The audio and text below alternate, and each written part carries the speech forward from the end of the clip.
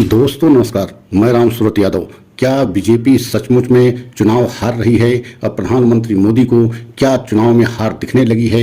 और हम आज इसी पर बहुत बड़ा खुलासा करेंगे और ऐसे तथ्यों को बताएंगे जिससे आप स्वयं जो है निर्णय पर पहुंच जाएंगे कि बीजेपी की स्थिति इस बार चुनाव में क्या है और आपको निर्णय लेने में एकदम आसान हो जाएगा। तो सबसे पहले यह बताना बहुत जरूरी है कि पहली बार ये देखा जा रहा है कि वोट प्रतिशत में बीजेपी की लगातार गिरावट हो रही है और ऐसे समय में हो रही है जब पूरी तरीके से चुनाव एकदम नजदीक आ गया है। मतलब 10 दिन शेष बचे हैं पहले चरण के चुनाव होने में, और जो भी इंटरनल सर्वे आ रहे हैं उसमें बीजेपी के लिए खबर अच्छी नहीं आ रही है। वह चाहे आरएसएस के इंटरनल सर्वे हों या बीजेपी के इंटरनल सर्वे हों, क्योंकि आरएसएस भी कई इंटरनल सर्वे करा रही है और बीजेपी भी कई इंटरनल सर्वे कराई है जिसमें बीजेपी के लिए खबर अच्छी नहीं आ रही है। और यही कारण है कि प्रधानमंत्री को कहीं न कहीं हार दिखने लगी है और यही कारण है कि प्रधानमंत्री मोदी जी शब्दों की कहीं कहीं मर्यादा भी भूल जा रहे हैं। तो आज हम इस पर बहुत बड़ा सच बताएंगे कि क्या रहस्य है, क्या राज है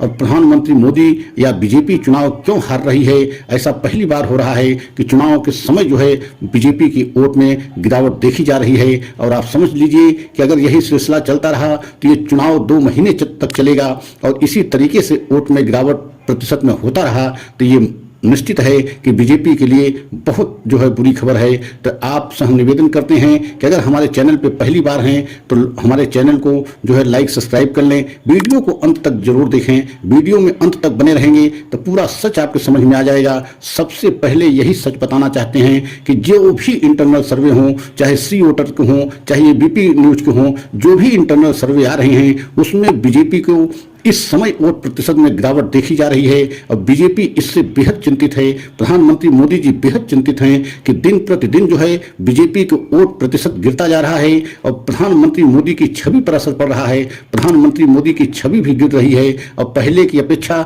दिन प्रतिदिन इसमें गिरावट देखी जा रही है। तो सबसे पहले हम आपको वह सच बताने जा रहे हैं, वह राज खोलने जा रहे हैं कि ऐसा क्यों हो रहा है। तो सबसे पहले ये समझना बहुत जरूरी है कि प्रधानमंत्री मोदी जी जिस तरीके से 10 वर्ष मनमानी तरीके से शासन किया, मतलब वो कभी नहीं समझे थे कि ऐसा समय भी आएगा जब हमारे मनमानी के एक एक हिसाब लिया जाएगा। और आज वही हो रहा है। प्रधानमंत्री मोदी के द्वारा जो मनमानी शासन किया गया उसका एक एक हिसाब सुप्रीम कोर्ट और खासकर डीवाई चंद्रचूड़ ले रहे हैं। और यही कारण है कि बीजेपी को विपक्ष से कहीं ज्यादा जो है छवि खराब हो रही है सुप्रीम कोर्ट की वजह से। आपने देखा है कि मनमानी तरीके से इलेक्टोरल बॉन्ड को, चंदा के स्कीम को किस तरीके से कानूनी अमली जामा प्रधानमंत्री मोदी जी पहनाए थे कि कभी इसका रहस्य खुलेगा ही नहीं। कभी कोई सच नहीं जान पाएगा कि कौन किसको चंदा दिया, किस पार्टी को कितना दिया, देने वाला व्यक्ति कौन है, कौन कंपनी है, उसके विषय में कभी कोई जान नहीं पाएगा।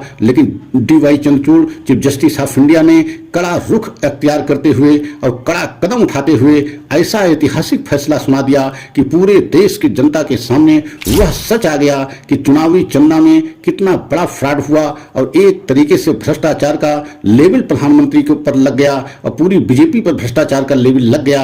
और इसी से एक तरीके से छवि प्रधानमंत्री मोदी की खराब होनी शुरू हो गई और बीजेपी की भी छवि में बहुत गिरावट हो रही है। और यही कारण है कि अब जो है बीजेपी के वोट प्रतिशत में लगातार गिरावट देखी जा रही है। और दूसरी तरफ आपने देखा है ईडी के अधिकारों को लेकर के किस तरीके से मनमानी तरीके से जो है प्रधानमंत्री मोदी जी बढ़ोतरी कर दिए। मतलब किसी तरीके से ईडी जो चाहे वही करे, क्योंकि प्रधानमंत्री ये जानते थे कि ईडी के द्वारा हम विपक्ष के बड़े बड़े नेताओं को जेल भेज करके मनमानी तरीके से अपने हिसाब से चुनाव जीत लेंगे। लेकिन अब वो भी होने वाला नहीं है, क्योंकि जिस तरीके से ईडी के अधिकारों को लेकर के भी सुप्रीम कोर्ट में बहुत सारे सवाल उठाए जा रहे हैं। अभी आपने देखा भी है संजय सिंह को किस तरीके से सुप्रीम कोर्ट ने जो है जमानत दिया और उसमें ईडी को किस तरीके से फटकार लगाई कि आप कब तक किसी व्यक्ति को जेल में रखेंगे। इसका मतलब है कि आपका मकसद सिर्फ जो है जेल में रखने का है और आपके पास कोई सबूत नहीं है। तो मतलब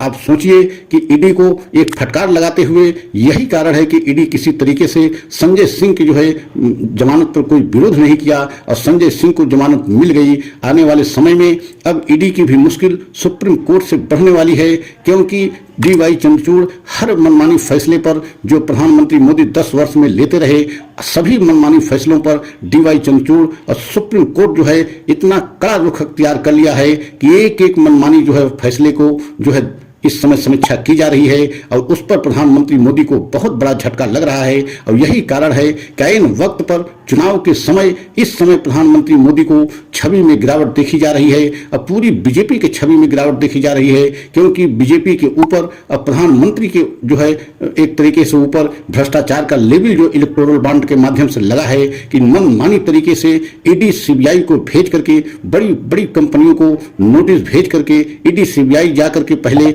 उन पर रेट डालती है और वही बड़ी बड़ी कंपनियां सब जो है बीजेपी को चंदा देती हैं। तो आप समझ सकते हैं कितना बड़ा सच जो है पूरे देश के सामने सुप्रीम कोर्ट ने ला दिया और पूरे देश की जनता डी.वाई. चंद्रचूड़ को सलाम कर रही है। और यही कारण है कि आज जो है प्रधानमंत्री मोदी जी और बीजेपी पूरी तरीके से बैकफुट पर आ गई है और उधर इंडिया गठबंधन जिस तरीके से मजबूती से आगे बढ़ रही है उसको देखते हुए वोट प्रतिशत इंडिया गठबंधन का बढ़ता जा रहा है और बीजेपी और हैरान परेशान है।